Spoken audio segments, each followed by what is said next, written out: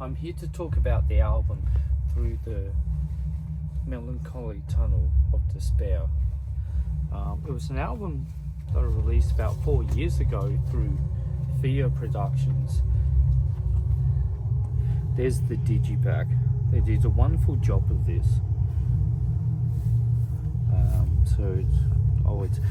It just sort of captures the atmosphere of the music very nicely. There's a booklet in the middle here with lots of pictures as well, and lyrics to all the songs here. I released it originally track by track in real time on Spotify, so I would have had individual artwork representing every track, and it was in this format you get to see that replicated in all. At the moment we're not hearing that one, we're hearing the title track, Through the Melancholy Tunnel of Despair. I went down between underneath the hospital where the rivulet runs in Hobart and filmed in the tunnels there, which was captured some great footage in there, used on a couple of music videos. They also did a double cassette version. There was a problem when it was posted to me, and a lot got lost in the mail. So now I think existing this double digipack is like 125 or existing, perhaps. I'm not sure. The cassette, maybe 75 copies existing. They did a very good job, and this album goes for like 2.5 hours, so it's quite it's quite a challenge to listen to, which is understandable. On the digipack we have 2 discs, so you can at least break it up and listen to one disc and then the other, and it's broken up into 4 chapters. So if you have the cassette version, you've got 4 sides, which breaks it up yet again. As fatiguing as it is, and as excruciating as it may be, 2.5 hours, it's worth, if you can. It's like a David Lynch film. If you can sit through the whole thing, the impact will hit very hard, but if you don't have that tolerance, fine. Just check it out in chapters. So it would be wonderful if it was ever put onto vinyl, which would require 4 LP and a lot of money invested in doing so. But yeah, I'm very happy with how this turned out. I mean, how the mood, I was in this mood where it was just, I can remember what the autumn and the winter was like, looking through the window while I was composing this, and the bleak darkness that fell at 5 o'clock each evening, and it was just so dark and bleak, and everything that was going through in my life, everything that's personal that's put through this, went through a lot of life experience during the time that this was created, and some very personal, agonizing themes on this album. This is a very bleak return to DSBM, but not played with guitars, it's all just done with synthesizers. Well, mostly one setting that I had to work with, and required a continuous sound. So when you're playing guitar and you're going on that, strumming on the chord, you're making a continuous sound. Most of the synth sounds disappear and you're left with nothing. Now, there was a preset that I made on one of my synths, the Korg Minilogue XD. I had a preset on there that I made and had just loads of reverb and delay. So it was great for ambient kind of stuff. So it was so continuous that when I fed that through, like a traditional, like a metal zone is what I always use. Metal zone, perhaps something to shake the sound also, I can't remember what it was, like an acoustic modeler or something, and then I could craft that sound from this continuous sound and create the continuous buzz that guitars would create, and that would be the main sort of blanket of the atmosphere, the wall of sound there, with the drums accompanying the vocals, everything, the other layers of synth on top of it. So it has the same feel, and I was returning, I had that feeling, I had that want to go back to that era after putting out some, finding my original takes of the early recordings by 𝕬𝖓𝖏𝖓, like, nocturnal missions / emanations, whatever you want to call it, and just some trepidations, certain, even or something, a couple of tracks off of spiritual catharsis. I picked some select material from finding analog source and remixed that down, and I guess from going back and mixing that down, it sort of inspired me to create something again, like in that, plus what was going on through my life, which felt perfect to let all these kind of cathartic feelings out, which extremely bleak, and represent an extremely bleak time of my life, which is really personal. But that's what DSBM is all about. And I realised this is probably more bleak than anything I ever did when I was a so-called DSBM artist, and I flooded myself with DSBM, the late noughts, early tens, and I pretty much heard it all when it comes to DSBM, the self-mutilation services, sort of material coming out of, was it Mexico or somewhere, or even further, I can't remember, a long time ago, but they're prolific, and you heard all this underground stuff. I mean, when I think about this kind of style, and also milestones in my life, this is there's been milestones in the past which has really hit me hard, like when my father died of cancer, and I was listening to this album quite a lot by 𝕬𝖓𝖓𝖓𝖊𝑑. Wow. I mean, it was just the title of it. I'm not sure. I mean, it's up to the individual and what mood you're in. What is the most bleak? Everything is fucking bleak by 𝕬𝖓𝖓𝖓. You know what I mean? So, yeah. And I think I've captured this same thing because of life experience. When I did the one-man metal thing, I didn't have that much life experience, and I was categorized as DSBM, black metal band sort of thing, and I was far from knowing what was ahead of me in my life, kind of thing, but don't have to go on about it. Another milestone I think in DSBM is this split here,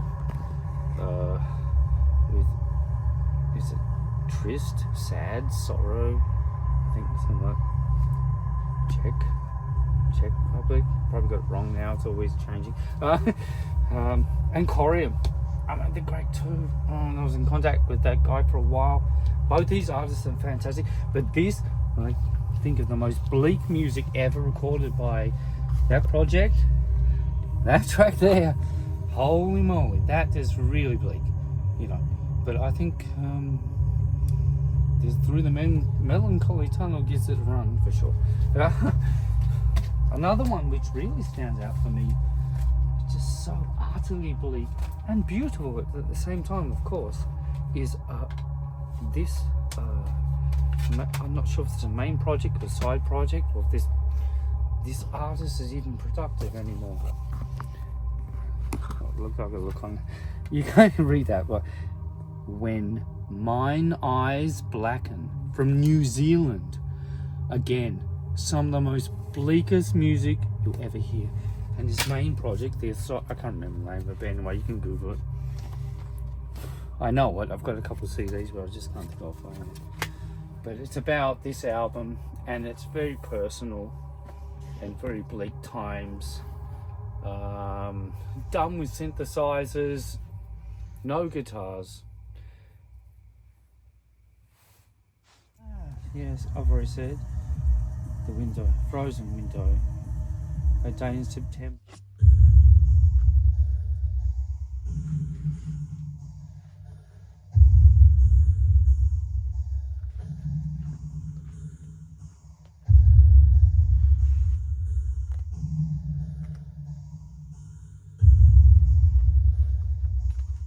Hello, I'm here to talk about Through the Melancholy Tunnel of Despair. This is the second chapter. I did some filming last night and just wrapped it up. Sort of lost direction and it felt like it needed a part two. So here's part two of the insight into the album. First off, I can remember I was listening to When Mine Eyes Blacken, and that is some serious DSBM from New Zealand. That made me cry today. I mean, when I'm thinking about the most depressing music I own in my collection, the only thing that does actually move me is like Xasta and that, some of my own stuff I created because I created it. And it's very personal, and some select others here and there, but on the whole, the whole DSBM thing really got to me, and that was before a lot of life experience I had. Now I've had a lot of life experience, and the idea of subjecting myself to that world of DSBM is just excruciating. I just don't want to go there. It's too dark of a place.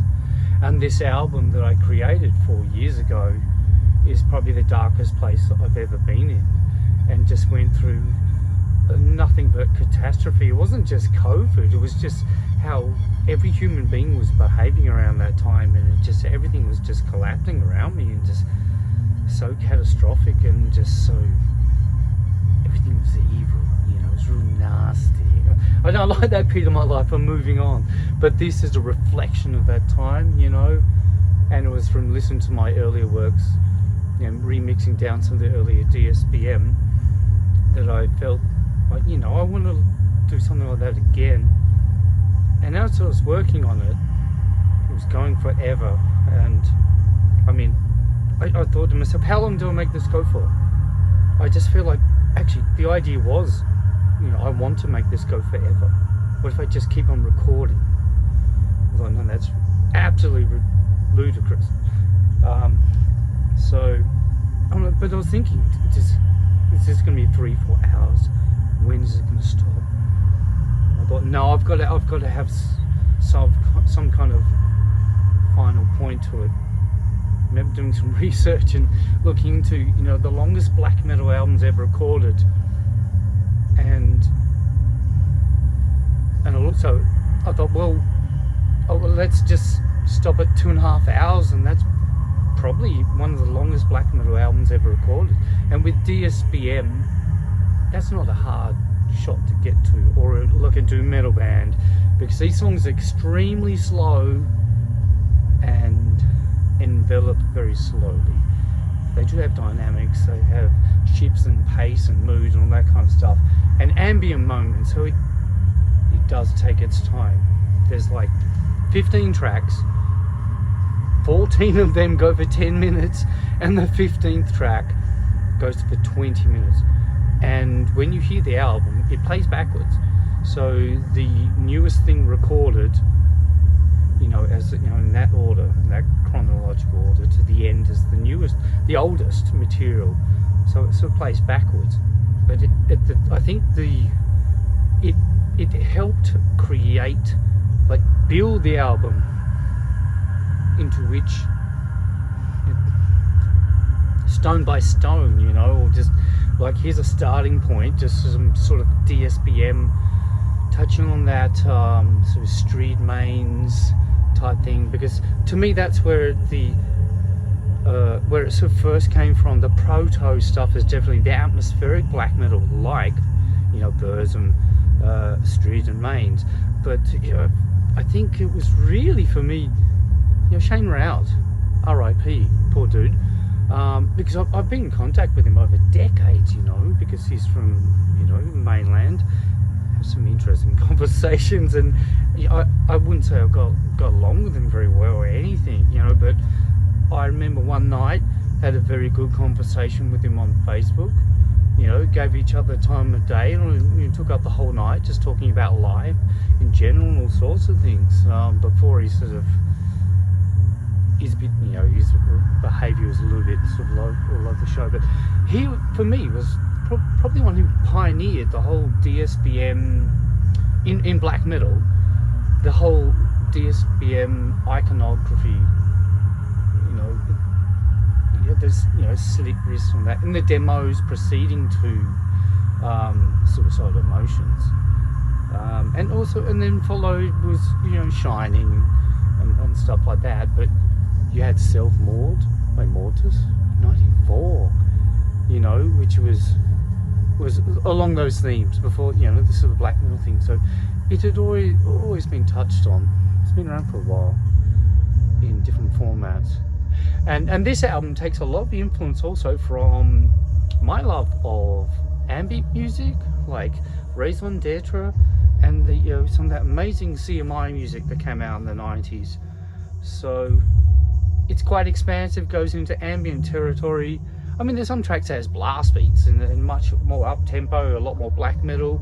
It's got some whispering, it's got some, you know, black metal vocals, and some funny little bits in there. You'll have a hint of sort of black wave and killer synth popping Townsend chords. The beats pop up here and there, which I think breaks it up well, because it goes for so long that you need a little surprise here and there. So hopefully that may help. I don't know, it's quite a fatiguing album. There's some music videos from this also, if you want to check out on my YouTube channel, and they turned out great. I filmed quite a lot of it, as also my wife Phaedra. So there is The Ghostly Night Sky and also The Frozen Window. I think they're the two tracks which are on the YouTube channel to check out too. The sort of mysterious quality I'm after, to aesthetically to sort of match the music and all that kind of stuff. Yeah, so yeah, as I say, it was a lot of these copies that were lost. My copies were lost, so I lost the original shipment that was sent to me, which was 50 I think it was 50 CDs and 25 of the cassettes. They just went missing. So now the CD is only limited to 125 and the cassette to 75 copies, which is extremely rare, really. Yeah. But Feeder did an amazing job and collaborated with another label too that I was in contact with at the time when they were discussing putting out the release, and thanks to them as well too. So they did an amazing job. It's on Spotify, it's everywhere to check out, it's easy to check out. YouTube, anywhere, you know. I will be doing different features on different albums, like memoirs or just things like that, insight to something I've worked on. And also there'll be more cooking. It won't just be soups. It's not all going to be soups. There'll be some bakes as well, and maybe some bickies, and also more musical stuff, you know, guitar, synth, drums, you know, like whatever, and just Striborg related. And yeah, I just want to sort of, the post will probably be as much as one either every week or every fortnight. I'm thinking, so there's not the stress on, you know, when I should put it out there. I have absolutely no expectations with this YouTube channel anyway. I just want to have some fun doing this and sharing this.